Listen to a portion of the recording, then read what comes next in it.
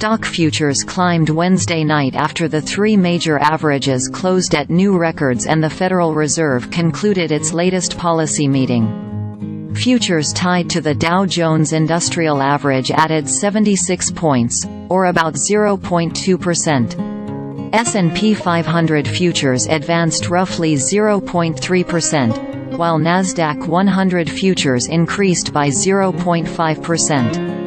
Semiconductor stock Micron Technology jumped more than 16% in extended trading on better-than-anticipated earnings. Discount retailer Five Below slipped more than 12% after missing Wall Street's expectations on both lines for the final quarter of 2023 and posting weak guidance. Those moves follow a winning day on Wall Street that sent the three major indexes to new closing highs.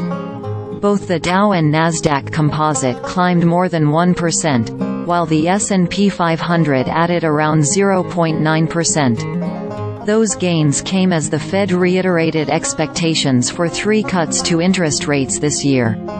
The central bank kept borrowing costs unchanged at its 2-day March policy meeting, which concluded Wednesday.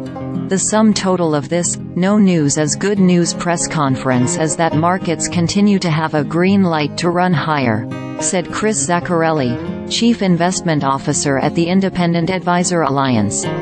We aren't surprised to see the initial reaction from investors to be to push stock prices up and expect that to continue until some new shock hits the system, he added.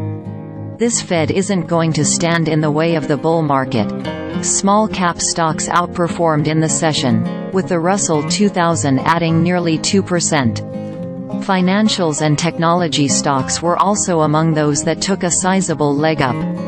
Looking ahead, traders will watch for data on jobless claims and existing home sales conditions due Thursday morning. They'll also monitor earnings reports from Darden Restaurants before the bell, followed by FedEx and Nike after the market closes.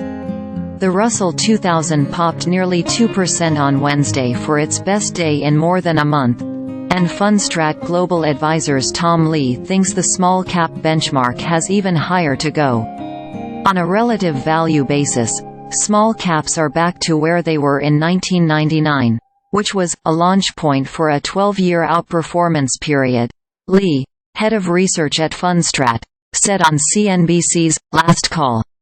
I think that means with the Fed doing a dovish pause and CEOs getting more confident, that means M&A and IPOs and people looking at other sectors. I do think the Russell can rise 50% this year, he said.